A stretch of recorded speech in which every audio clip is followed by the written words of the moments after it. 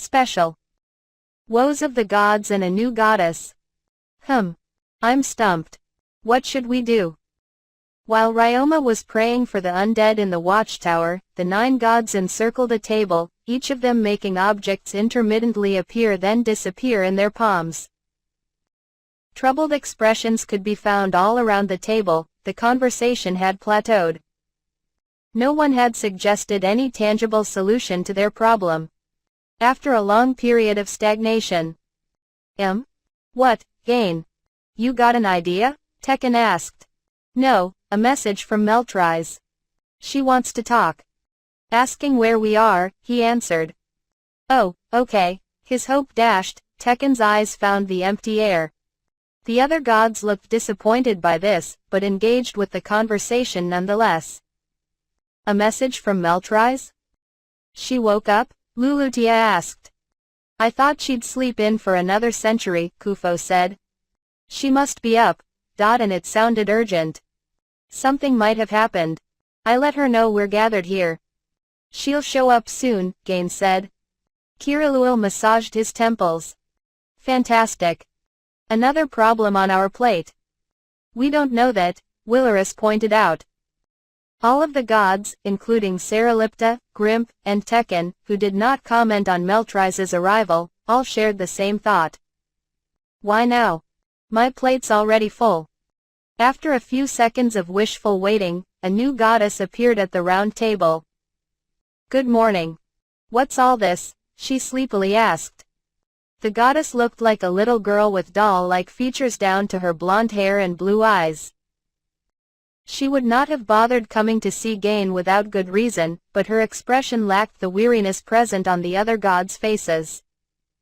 The gods hadn't seen Meltrise in some time, and they were relieved to see that she seemed like herself. Even if some problem had arisen, it wasn't catastrophic. Long time no see, Meltrise, Gain greeted. We have a little problem on our hands. If our situation didn't improve in a little while, I was going to wake you anyway. Good timing. Our talk wasn't going anywhere, anyhow. Let's take a breather from our problem and see what Meltrise has to say. I second that, Grimp.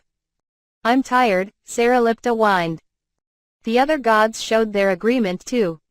Each god's drink of choice materialized on the round table, easing the tension in the room. So, what did you want to talk about, all of a sudden? Gain asked Meltrise. Tell me about the traveler, Meltrise said.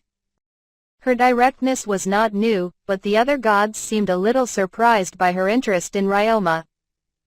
What's up? You're usually not interested in them, Meltrise, Kufo remarked. Tell me, she repeated. Well, we don't know where to start unless you tell us what's going on, said Kufo. Meltrise angled her head. The number of undead in the outbreak has drastically reduced over the past few days. Because of the traveler, the one who casts strange spells and tames strange slimes. Meltrise was the goddess of death and sleep. Her duties encompassed everything regarding death, including the management of souls that float to the divine realm after death. Meltrise could perform her regular duties while she slept. Knowing this, the other gods understood that Meltrise had taken notice of the increase in the number of soul fragments released from the undead by Ryoma's hands, which had ended up in the divine realm. I got the gist, but why would Ryoma do that? Kufo asked. There was an outbreak of undead, wasn't there? He probably took on a quest, suggested Willerus. Hey, did anyone see him? No, of course not. We were all busy with our own stuff, grumbled Tekken. Look away for a few months and humans are always up to something new, Saralipta said, watching the events below like a human on Earth scrolling on their phone. Oh, he's in the City of Lost Souls right now. That's why he's been hunting undead. Now I get why it caught your attention, but that really made you rush over here? Normal humans hunt the undead all the time. Meltrise added matter-of-factly, vanishing undead, clearing cursed energy, and just a little cleansing of the land all in one move. And the slimes he's using are weird. He went ahead and took care of some time-consuming stuff. Yeah, I'm curious too, Saralipta said. Fernobilia spoke now for the first time since Meltrice's arrival. Based on what he remembered of religious practices from his previous life, he constructed a ritualistic spell as a sort of requiem. The spell has a wide-ranging effect because he pooled together bits and pieces of several rituals from Earth. There are rough edges because he improvised. Creation of the spell was almost accidental. It's an almost haphazard spell, but it works. Any danger the spell poses is so minuscule it can be ignored. As the god of magic, Fernobilia's word was law when it came to spellcasting. Then there's no problem, Willerus said with a smile. Grimp mirrored it. Lots more cursed energy lately, thanks to magic becoming more active. Not that Ryoma would know that, but I appreciate him lending us a hand anyway. They both sipped their tea. More details on him, Meltrice demanded. Ryoma's a bit of a complicated subject, Gain said. I'll send you the info. He closed his eyes in brief concentration. Then, without a word, Meltrice knew everything Gain wanted her to. Her brows ever so slightly pinched in distaste. Understood. The current traveler, Ryoma Takebayashi, is abnormal. I feel outrage at the treatment of souls perpetuated by the gods of Earth. We share your sentiment about the gods of Earth. But there's no need to be concerned about Ryoma. He carried some old scars over with him, but he's a good kid. And we've all been a little busy lately, but he comes to see us every now and again. You can talk to him then, or tell him anything you want to tell him, said Kufo. Meltrice's expression went completely neutral once more. I do not have a bad impression of him. More information is needed before I can judge his character, but I approve of his casting and cleansing. She had said that much without a hint of joviality, but the other gods knew after all the years they'd spent together that Meltrice was happy that she was given the information she had requested. Let's return to our agenda, then. We would like your opinion on this, Meltrice, said Gain. Allow me to explain and recap our situation, Fernobilia cut in. In short, their problem could be boiled down to the following. The problem was occurring at the Sea of Trees of Cyrus. One of the sacred grounds maintained by Fernobilia, one monster was causing this problem. What had once been a normal monster had grown rapidly from the magical energy in the Sea of Trees, and finally, the monsters had acquired a troublesome ability just the other day. This ability is one that binds the souls of the dead to the land, Fernobilia added. Influencing souls is a taboo, even for us, Meltrice said. Exactly. The monster is not terribly powerful yet, but it has the potential to acquire enough strength to do the same thing the gods of Earth are doing now. Even if we knew that it couldn't, it's too dangerous to be left alone. The problem is simply the nature of the Sea of Trees of Cyrus, Saralipta said nonchalantly. A nerve in Fernobilia's cheek twitched, but he agreed and continued, normally, divine beasts are stationed on sacred grounds to guard the land and dispatch intruders. This wasn't the case for the Sea of Trees of Cyrus. Divine beasts guarded sacred grounds like well-trained gatekeepers, but they used a lot of magical energy just to sustain themselves. So Fernobilia had experimented with creating harshly competitive ecosystems that would naturally reject foreign monsters and humans. Meltrice knew this, and tilted her head again as if she didn't understand how this constituted a problem. Easy. Remove it. Sure. I could drop a lightning bolt and get rid of the thing, said Kiriluel. What we're concerned with is the production of magical energy. While you were sleeping, the Sea of Trees of Cyrus became one of the top producers of magical energy among sacred grounds. Despite this particular problem, the ecosystems Fernobilia designed could handle outside factors like foreign species and intrusive humans. In addition to achieving its primary goal of saving on magical energy consumption by not using a divine beast, the ecosystem allowed the sacred ground itself to expand, increasing its production of magical energy as well. Kiriluil explained this to Meltrise, and she boiled it down to the essentials. Magical energy miser. That's right. Whenever we interfere, we tend to destroy the local environment, Willarus said.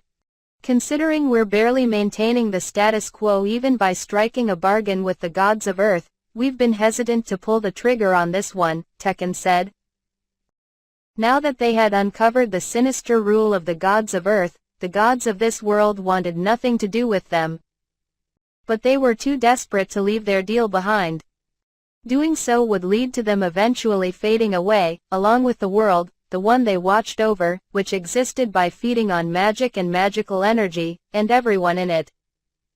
So they wanted to buy enough time to push back their next bargain and put distance between them and the Earth gods. If possible, they were striving to solve the root cause. The lack of magical energy.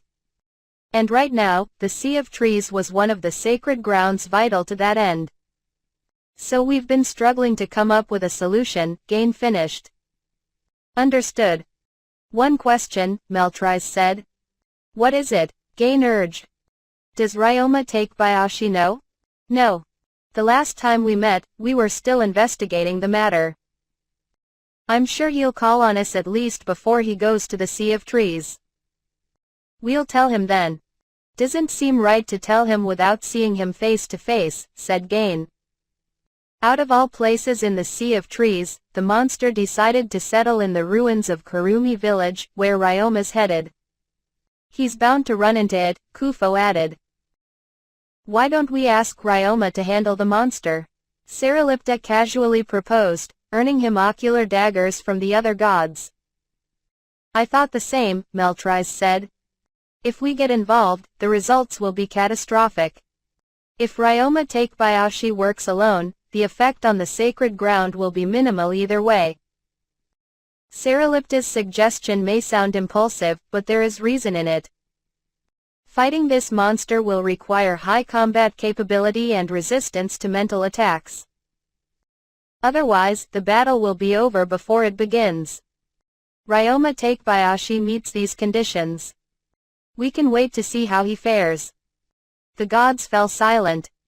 She had a point. Precisely because of their vast power, the gods could not interact with the world below without leaving huge footprints. No matter how they sliced it, many lives would be changed and many would be lost if the gods were to get themselves involved. Hence their hesitation. It was also true that Ryoma could take on the monster with little effect on the world. Of course, it was a highly dangerous task that would need to rest entirely on the boy's shoulders. I object. I expected you to agree, for Nobilia, Meltrise remarked. If I told you that I don't care for Ryoma, I would be lying. He is one of the very few humans we have truly had a relationship with beyond one-sided oracles. But that isn't why I object. This is happening in a sacred ground which is under my care. It is our problem to deal with. Neither Ryoma nor any other human should be involved. Lifeforms in this world have already left our hands and have begun to live on their own. The conclusion we reached was not to sever our involvement entirely, Meltrise countered. If we speak directly to Ryoma Takebayashi, our effect on humanity will be minimal. Also, I question that we should treat him the same as any other human, mostly because he can travel between the divine and human realms. Ordinary humans, even travelers, require the process of death and birth to make this journey. On the other hand, he has actually come and gone to the divine realm several times, albeit with an invitation-only policy. In my opinion, we should consider him a being that has one foot in the divine realm. Requesting that he defeat the monster is an option we can take. Wait a minute, that's a leap of logic, said Kufo. Sure, we were surprised by how Ryoma could come up here, and we've looked into it. That's why I also know that, no matter how exceptional, he's still human. There's no arguing that. What the harm in asking? It's not as easy as that, Saralipta. You know how people react to oracles. The vast majority of humans can never refuse what we ask of them, Lulutia says. Well, in Ryoma's case, he'd agree to it just because he's going that way already. I don't like this either, Tekken said. I'm leaning towards asking him. Am I happy about it? No. But we can't leave that monster unchecked, and Ryoma can deal with it without damaging the world.